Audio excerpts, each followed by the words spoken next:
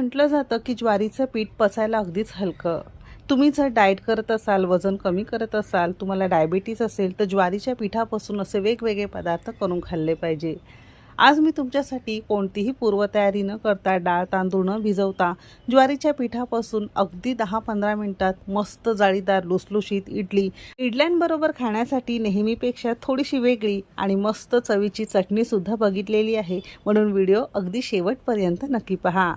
चला तर मग वेळ न घालवता रेसिपीला सुरुवात करूया. ज्वारीच्या पिठाची इडली बनवायची आहे, तर त्यासाठी आपल्याला पीठ भिजवायचं आहे.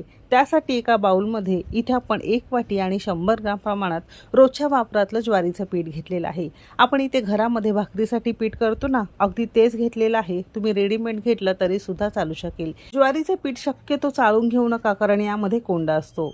सेम वाटीने 1 वाटी किंवा 100 ग्राम प्रमाणात इथे आपण रवा घेतलेला आहे. मस्त जाळीदार तुमची